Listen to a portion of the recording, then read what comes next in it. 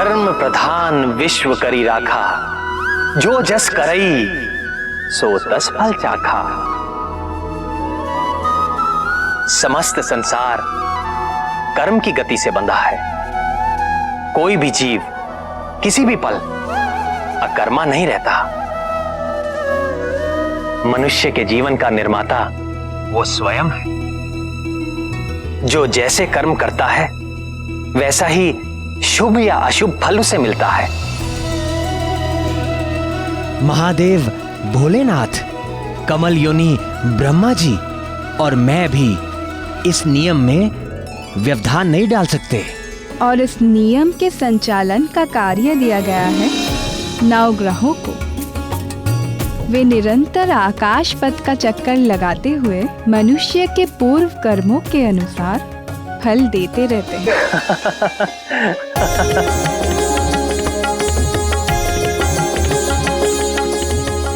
प्रभु, किस बात से आपको इतना आनंद आ रहा है? हमें भी बताइए। नवग्रहों में एक ग्रह है शनिदेव। शनय शनय अर्थात धीरे धीरे चलने के कारण उनका नाम शनिदेव हुआ। सभी जीव उनसे बड़ा भय खाते हैं। उनके चक्र में जो भी पड़ता है सदा रोता हुआ मिलता है। किंतु जब हनुमान से उनकी भेंट हुई तो क्या नाथ, बताइए ना। हनुमान एक पर्वत शिखर पर बैठकर आनंद से केलों का भोग लगा रहे थे।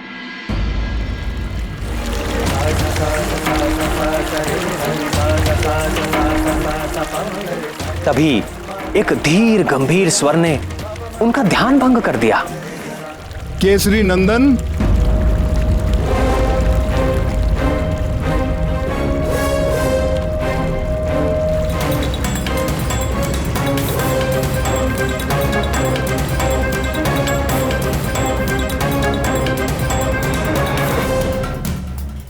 मैं आपको सावधान करने आया हूं पवन पुत्र हनुमान।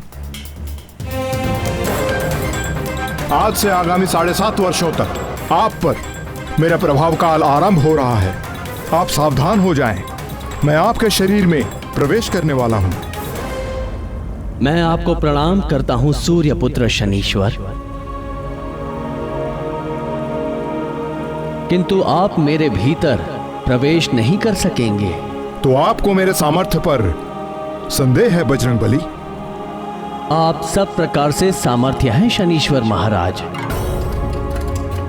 परंतु मेरे मन में तो पहले से ही कोई रिक्त स्थान है ही नहीं, तो मैं फिर आपको स्थान कहां पे दूं?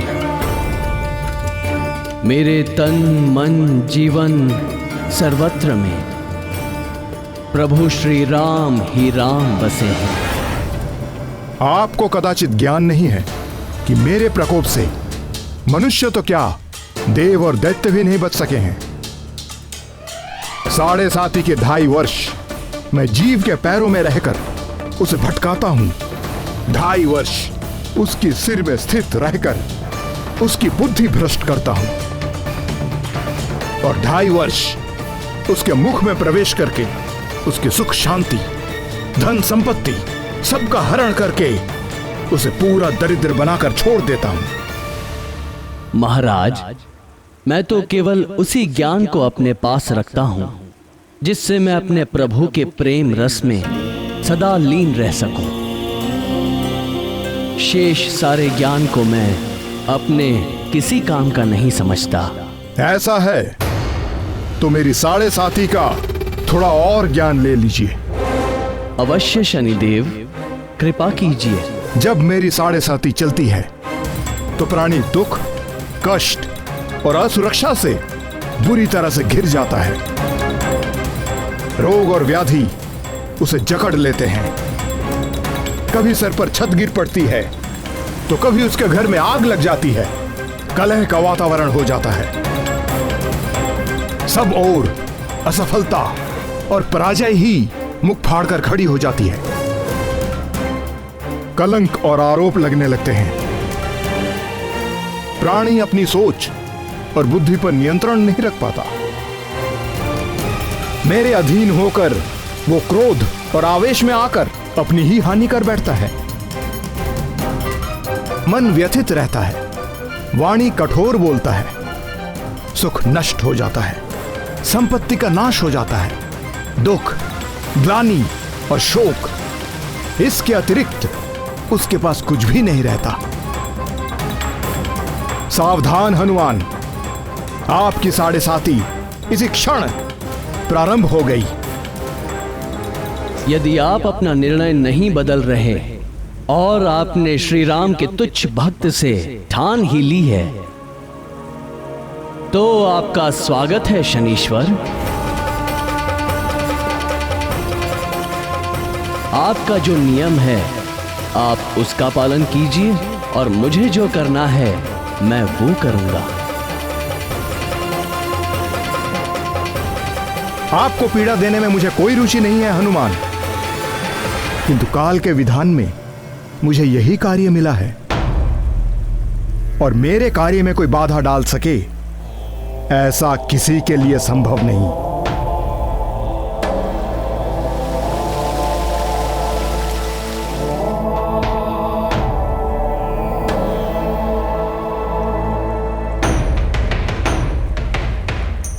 जय श्री राम, जय श्री राम, जय श्री राम, जय श्री राम, जय श्री राम, जय श्री राम।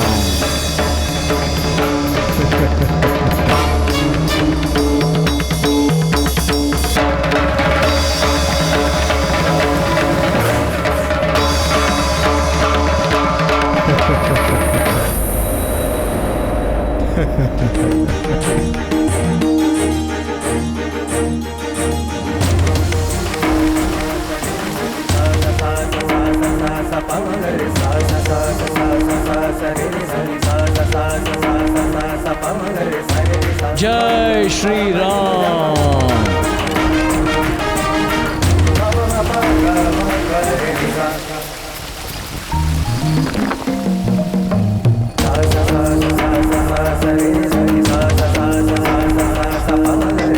ये क्या कर रहे हैं पवन पुत्र?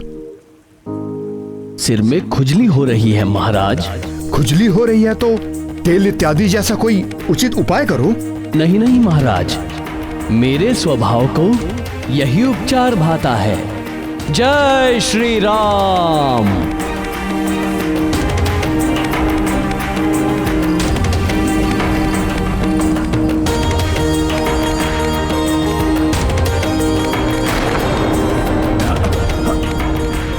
हे मारुति नंदन, इन चट्टानों के बोझ से मैं मरा जा रहा हूं, कृपया इन्हें हटाएं। क्षमा करें शनीश्वर महाराज, जैसे आप काल के विधान से विवश हैं, वैसे ही मैं अपने स्वभाव से विवश हूं। जय श्री राम।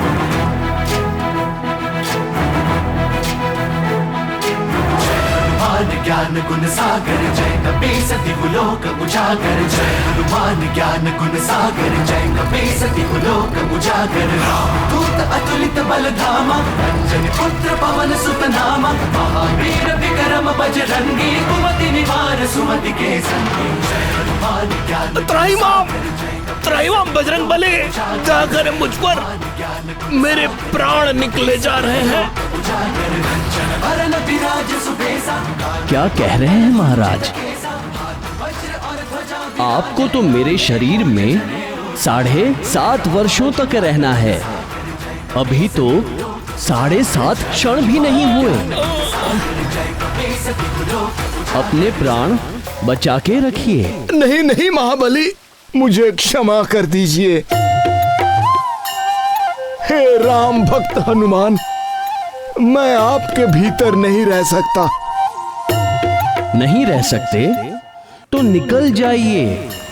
मैं यदि स्वयं निकल सकता तो इसी पल आपको छोड़ देता, किंतु मैं यहां फंस गया हूं। पूरा जगत मुझसे याचना करता है, मैं आपसे याचना कर रहा हूं, मुझे जाने दीजिए। मैं आपको वचन देता हूं कि आज के बाद मैं आपको कभी पीड़ित नहीं करूंगा। मुझे ही नहीं शनिदेव, आप चाहकर भी कभी भी किसी राम भक्त को पीड़ित नहीं कर सकेंगे, क्योंकि जिसके हृदय में राम का प्रभाव हो जाता है उसके ऊपर काल का प्रभाव काम नहीं करता। मैं सदा आपकी बात का स्मरण रखूंगा। हे रामदूत, कृपया आप मुझे जाने दें।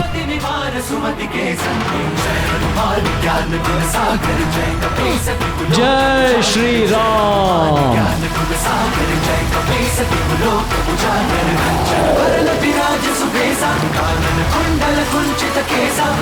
वज्र और ध्वजा विराजे, कांधे मूंज जनेऊ साजे। जय हनुमान ज्ञान गुण सागर, जय कपीस तिहु लोक उजागर। जय हनुमान ज्ञान गुण सागर, जय कपीस तिहु लोक उजागर।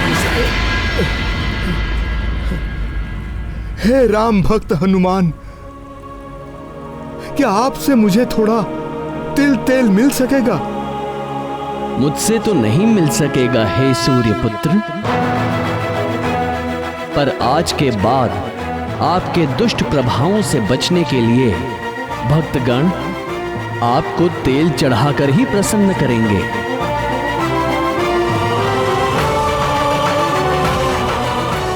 शनिदेव ने शीघ्र ही उनसे संधि कर ली, अन्यथा बजरंगबली पूरे का पूरा पर्वत अपने शीश पर रख लेते। श्री भगवान के भक्तों पर काल का प्रभाव नहीं होता।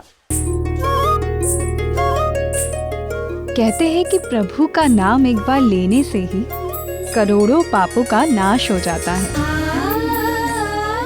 भगवान शंकर के अंश हनुमान तो निरंतर ही प्रभु श्री राम के नाम का जाप करते रहते हैं।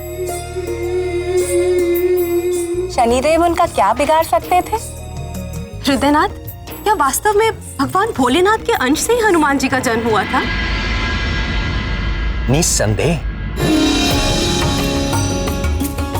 राम भक्त हनुमान भोलेनाथ का अंश है। मेरे प्रति ये उनका अगाध प्रेम ही है, जिसके कारण उन्होंने मेरे सेवक का चोला पहन लिया। अन्यथा कालेश्वर भगवान शंकर सबके स्वामी हैं,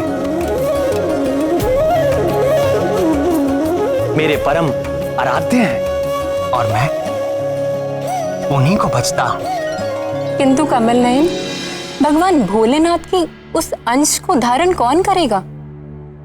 यही प्रश्न जगत जननी पार्वती जी ने भगवान महादेव से किया था।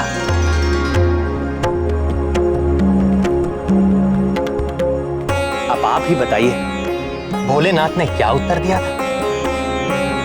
स्वर्गलोक की एक अप्सरा है जिसका नाम है पुंजिक स्थला। स्वर्गलोक की अप्सरा? अप्सरा ने वानर को जन्म दिया, किंतु यह कैसे हुआ स्वामी? मेरी इच्छा होने पर महामाया सब कुछ संभव कर देती है।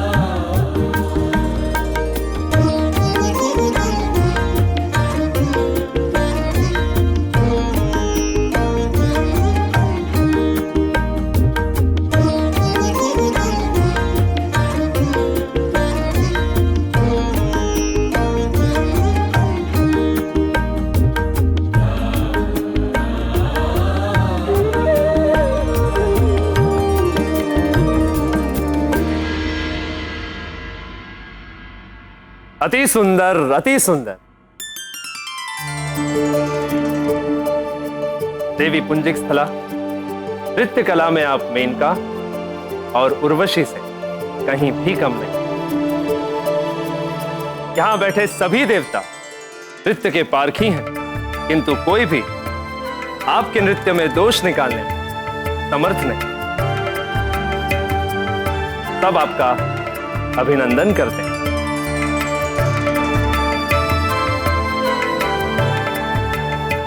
उसके नृत्य के समान ही पुंजिक स्थला का चरित्र भी निर्दोष था। देवराज इंद्र का स्वर्ग भोग विलास की सीमा है, किंतु वहां रहते हुए भी वो अप्सरा भगवान शंकर की नित्य उपासक थी।